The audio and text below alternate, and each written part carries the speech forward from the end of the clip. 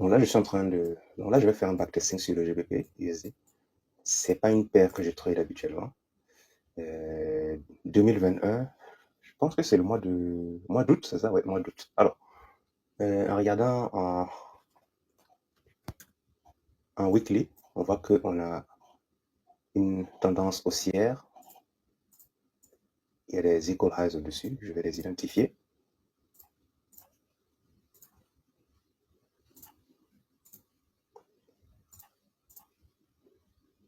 Donc, on a une tendance haussière, les equal highs.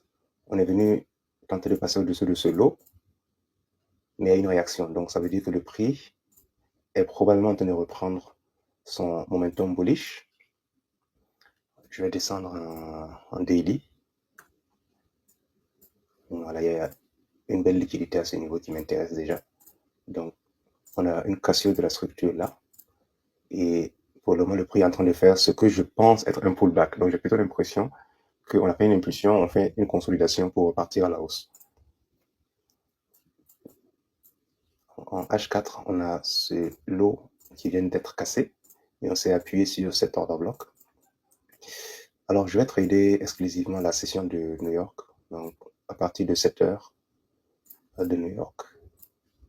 Donc là, je vais passer aussi en heure de New York. Voilà. Donc, en H1, qu'est-ce que j'ai? Je vois qu'on est en train de faire une grosse impulsion haussière. Donc, je vais passer au jour suivant pour voir ce que ça va donner. Voilà. Donc, on est au jour suivant. On a une imbalance à ce niveau entre ces deux lignes. On a une imbalance.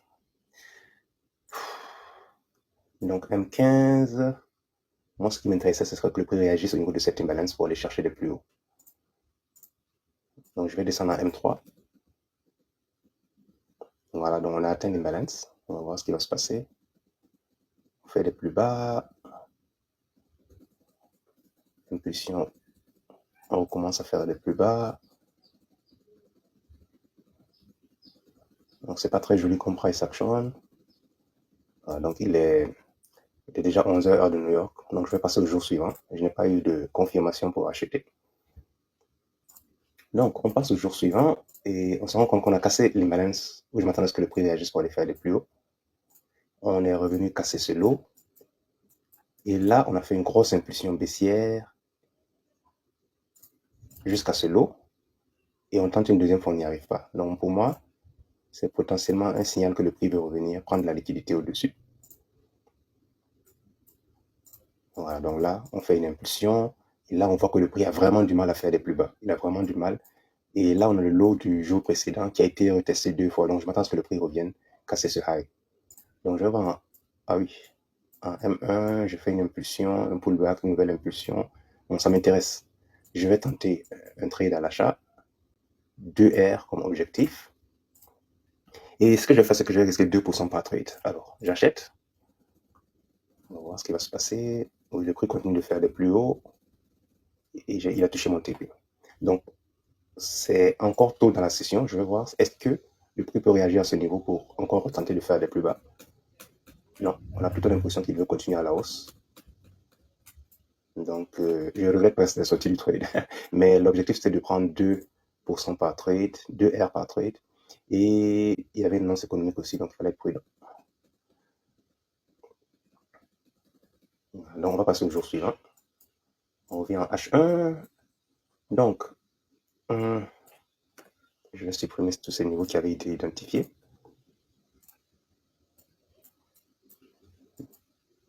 Donc là, ce qui me semble assez flagrant, c'est que le prix semble être en train de se diriger au moins vers ces deux highs.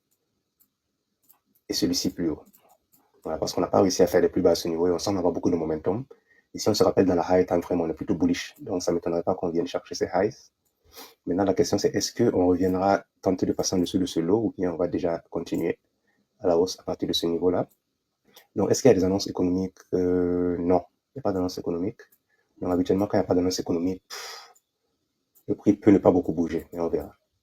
Donc, on observe comment le prix se comporte. Donc là, on est venu casser ce lot. Ah oui, ça c'était un order block dans la high time frame. Donc, là, on est bullish. On n'arrive pas à faire les plus bas, apparemment. Et on a toujours des niveaux de liquidité à venir chercher en haut. Donc, je vais voir si... Oui, là, c'est bon. On me fait déjà de l'ordre flow bullish. On me fait un high, un nouveau high. Donc, je vais tenter. Comme il n'y a pas d'annonce économique, je ne m'attends pas à ce que le prix bouge beaucoup. Donc, je vais juste prendre mes profits très proches. Donc, à peu près à ce niveau-là. Donc, toujours 2 R que je recherche. On va voir.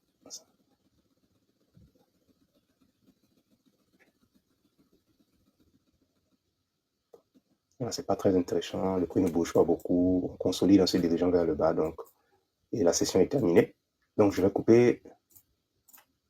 Voilà. Et j'ai pris une perte presque 1 presque 1 R. Hein, presque. On passe au jour suivant. Donc, on voit que le prix est revenu chercher des plus bas. Il faut que je remonte en time frame pour voir ce qui se passe. Parce que je m'attendais à ce que le prix remonte, mais là, on continue de faire des plus bas. Même si globalement, on voit qu'on a du mal quand même à faire de grosses impulsions baissières. Et je vais donc voir ce qui va se passer à ce niveau-là. La cassure de ce lot. Je vais descendre à M15. Donc, on a cassé l'order bloc. Donc, déjà, il faut que je refasse mon analyse et que je passe au jour suivant. Donc, je vais passer au jour suivant pour faire l'analyse. Je vais remonter en daily. Oui, je m'attends probablement toujours à ce qu'on vienne chercher ce high, mais pour le moment, on commence vraiment à avoir beaucoup de momentum bearish. Voilà, donc cette cassure-là, elle est vraiment très importante. On voit une grosse impulsion baissière. Et je vais identifier là ce lot. On est tellement proche que je me dis pourquoi pas, est-ce que le prix ne sera pas tenté de venir casser au moins ce lot. En H1, donc on voit que le prix est vraiment très lent. Ouais, le prix est vraiment, vraiment très lent. Donc moi, je me dis qu'on pourrait toujours venir chercher encore de plus bas, potentiellement. Donc là, on a un high qui a été cassé. Et je vais voir comment le prix va se comporter. Parce qu'on a une annonce économique. Ou on a le FOMC. C'est pas évident qu'il faut trader ce jour parce que à la session de l'après-midi, il y aura le FOMC. Donc on va juste voir si on a des opportunités de scalping à ce niveau-là. Je vais descendre à M5. On commence à faire des plus bas.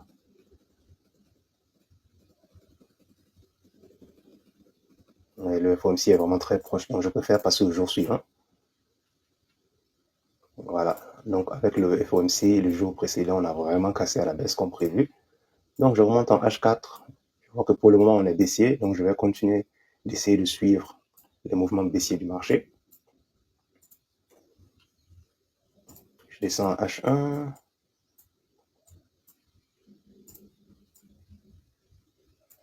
Il faut faire attention parce que là on vient de casser ce lot et on est dans une imbalance à ce niveau-là. Donc on peut avoir une réaction haussière quand même. Et donc en M15, on va observer. Bon, là, on a cassé ce lot. Donc, s'il faut avoir une réaction haussière, ce sera à ce niveau-là. Je vais voir est-ce qu'il y a... Ah oui, on a une belle imbalance à ce niveau que le prix pourrait tenter de revenir chercher. Alors, je vais voir en M1 si jamais le prix commence à vouloir me faire de plus haut. Ok, on a une impulsion quand même. Consolide. J'aime pas le fait que le prix soit un peu trop agressif. Mais je vais quand même exécuter le trade, me protéger un peu plus bas que prévu. Et je vais prendre mon TP à l'intérieur de l'imbalance. Donc, de R comme d'habitude. On va voir ce que ça va donner. Est-ce que le prix va revenir ou est-ce qu'il va continuer à la hausse? Voilà, donc là, je me suis pris une perte, un stop loss. Alors, on est revenu casser encore une fois. Donc, on va passer au jour suivant.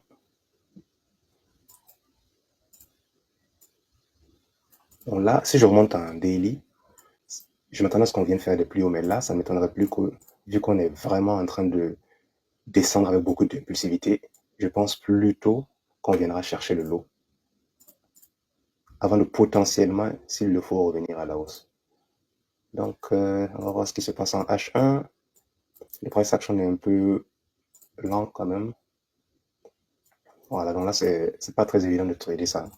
Je vais juste observer ce qui va se passer dans les prochaines heures. Voilà, comme prévu, consolidation. Donc, on passe au jour suivant. Ce genre de jour-là, il faut les éviter.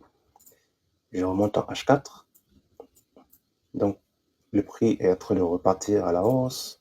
faut se poser la question à savoir pourquoi je ne vois pas de niveau clair qu'il puisse être en train de rechercher. Donc, je vais essayer de voir M15, comment se présente la structure. Ouais, on est vraiment bullish. Ouais. Donc, on passe au jour suivant. Voilà. Donc, on est arrivé à l'intérieur de cet order bloc. Donc, ce sont des zones de turbulence en général où le prix peut réagir ou voilà, on a une réaction, là, on est revenu casser ce lot. Mais là, je ne sais rien n'est clair, ça veut dire on a pris la liquidité acheteuse, donc on peut aller chercher le plus bas. On a également pris ce lot, donc on peut également aller faire le haut. Je ne suis pas sûr, donc j'observe juste pour le moment. Voilà, donc on est vraiment en train de consolider. Jour suivant, toujours en train de consolider. On a des equal highs à ce niveau. En général, le prix vient venir les chercher. On a les lots du jour précédent qui sont assez intéressants aussi. Donc pourquoi pas revenir casser le high pour venir chercher le lot, ou alors casser le lot pour venir chercher le high. C'est ça. On va voir ce qui va se passer. On a une annonce économique. OK. Voilà, l'annonce économique, c'est bon. Voilà, donc en réalité, c'était le scénario de casser le lot pour venir chercher le high, sauf qu'on n'a pas atteint le lot que j'espérais qu'on casse, on a juste cassé celui-ci, et on est revenu à la hausse. Donc, opportunité ratée, on passe au jour suivant. Voilà, donc ce que moi je constate, c'est qu'on a fait une grosse impulsion, on arrive à l'intérieur de cette zone, et là, on a un peu de mal à faire des plus hauts quand même. Donc, je vois que le prix a beaucoup ralenti. Là, on a une impulsion qui est très peu satisfaisante. Donc, je commence à me demander est-ce qu'on ne va pas chercher les plus bas. Mais bon, j'observe juste le prix pour le moment. Donc, on fait une grosse impulsion. On revient à l'intérieur de cet order bloc. Je vais voir en HN si le prix a envie de faire des plus bas. Oui, il a envie de faire des plus bas. Il fait des impulsions baissières quand même. Donc, je vais tenter une vente. Et on verra ce que ça va donner.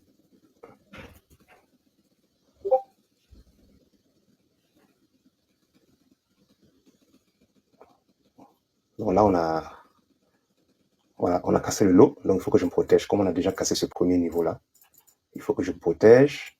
Donc, je vais revenir juste en break-even. Je vais monter à M3 pour que ça aille plus vite. Et on va voir si le prix va continuer de faire des plus bas. Oui, il n'a pas touché mon TP apparemment. Ouh là là, ouh là là là. Est-ce qu'il reviendra? Oui, très bien. Donc là, c'est bon. J'ai eu mon T-profit. Donc, je passe au jour suivant. Et qu'est-ce que j'ai? Alors, la réaction à ce niveau a été assez forte quand même. Si je monte en H4, j'ai une imbalance. Donc, mais là, je doute. Je ne sais pas. Est-ce que on continue de faire des plus bas ou est-ce qu'on réagit dans l'imbalance pour aller vers le haut? J'ai deux niveaux. J'ai ce lot qui m'intéressait, mais il y a également beaucoup de liquidité au-dessus. Donc, franchement, j'hésite un peu par rapport à la direction qu'on va prendre. Je vais observer ce qui va se passer en M15. Donc, ouais, on est vraiment parti à la hausse. Il y avait une annonce économique. Je vais passer au jour suivant. Voilà. Et là encore, c'est pareil. C'est-à-dire, j'ai l'impression que quand on est dans cette zone-là, on a du mal à faire de vraies impulsions haussières. Quand on fait une impulsion, on s'arrête à peine au niveau de la liquidité et on ralentit. Donc là, est-ce qu'on a juste ralenti pour créer de la liquidité et venir chercher à aller à la hausse? Donc c'est possible qu'on vienne réagir au niveau de ces différents niveaux-là pour aller à la hausse. Je vais observer ce qui va se passer. Voilà, donc on est venu casser les lots. Donc est-ce que le prix va recommencer à aller à la hausse pour venir chercher ses highs au moins? Je vais voir en M1 ce qui se passe. Voilà, donc là on a une impulsion déjà, on a un pullback. Ensuite, qu'est-ce qui se passe?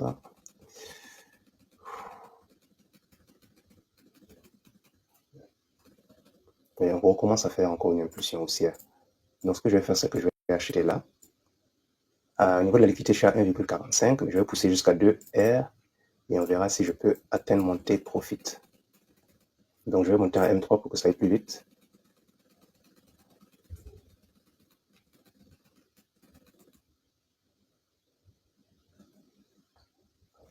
On est presque à la fin de la session.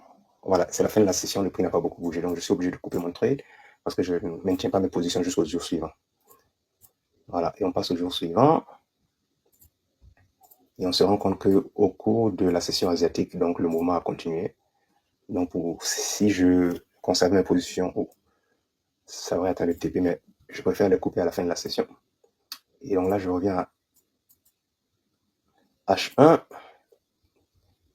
Je vais supprimer un peu tout pour que ce soit plus clair. On est dans cette zone-là toujours. Et on a toujours vraiment du mal à faire des plus hauts. Donc là, on est venu finalement casser la zone que j'avais identifiée à ce niveau-là. Voilà. Mais comme je disais tout à l'heure, quand on fait des impulsions haussières, elles sont vraiment très petites. Là encore, petite impulsion. Donc je pense qu'il n'y a vraiment pas beaucoup de momentum haussier pour le moment. Donc est-ce qu'il ne faut pas plutôt chercher à venir casser ce lot? Donc je vais observer ce qui se passe en 1,15. Il n'y a pas d'annonce économique visiblement. Donc le prix consolide. On fait quand même une impulsion baissière. Donc là, ouais, ça bouge pas beaucoup. On passe au jour suivant. Donc finalement, le prix est venu casser le lot. Il a réagi à la hausse. Donc est-ce que c'est déjà suffisant pour repartir chercher des highs? Donc je vais identifier cette liquidité à ce niveau-là. Je vais passer à 1,15 pour voir à quoi ressemble le price action. Il y a deux annonces économiques. Là, il y a le PMI, quand même, il faut faire attention. OK. Donc, on va patienter. Voilà.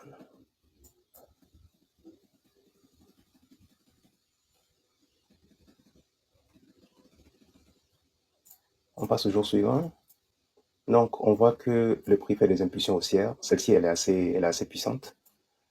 Donc, si là, le prix arrive à ce niveau-là, il n'arrive pas à atteindre cette liquidité plus haut, je vais chercher les ventes en me disant qu'on viendra casser ces écolos et s'appuyer potentiellement sur cette ordre de bloc. Donc, ce sera comme un trade contre-tendance. Et je ne vois pas d'annonce économique non plus. Non, on verra. Donc oui, finalement, il a atteint la liquidité en haut. Et on observe ce qui va se passer. On continue à avoir beaucoup de momentum aussi. Donc on va passer au jour suivant, pas d'opportunité. Donc si je reviens en H4, on a comme l'impression qu'on est vraiment reparti à la hausse. Et on va venir chercher ces niveaux. On est dans une imbalance. Donc là, une liquidité interne. Donc on a des annonces économiques. Ah, on a le NFP. Donc on ne va pas trader ce jour-là. On va patienter juste. Sinon, j'aurais cherché des achats jusqu'à ce qu'on vienne casser ces highs. Au moins, ce qu'on puisse trader avant l'annonce, c'est vraiment limite. C'est limite. Voilà, donc c'était ça. Venir chercher ce high et potentiellement celui-ci. Mais avec l'annonce et puis beaucoup de toute la liquidité qu'il y aura, c'est pas prudent. Donc, on passe au jour suivant. Donc là, on a réagi au niveau de la liquidité que j'avais identifiée. On se dirige vers le bas. Donc, en général, quand le prix fait ça, il cherche un bon niveau de liquidité en bas sur lequel il va s'appuyer. Donc là, je peux potentiellement me dire que je suis plutôt bearish jusqu'à ce qu'on atteigne ce niveau. Le price action n'est pas très joli à voir. Voilà, donc on a un high, c'est même des equal highs à ce niveau. Je vais passer en M5, je les verrai mieux. Voilà, donc si le prix n'arrive pas à faire des plus hauts, ça me confirme qu'il va plutôt chercher des lows. Donc on va voir ce qui se passe. Voilà. Donc on a tenté à ce niveau. Est-ce qu'on refera des plus bas? Oui. Donc là, je vais exécuter mon trade. Je vais chercher 2 R.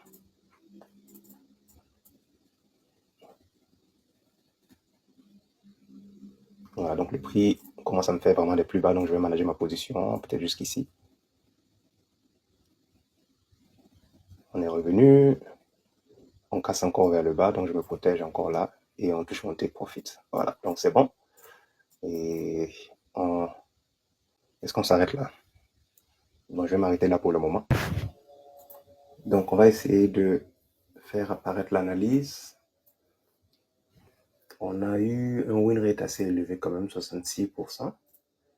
Et voilà, donc on a fait 8,35%. Le mois d'août, donc 4,52%. Et le début du mois de septembre. Je pense que le mois de septembre, c'était juste les premiers jours, voilà, le premier tiers. Donc voilà comment je fais mes backtesting le week-end.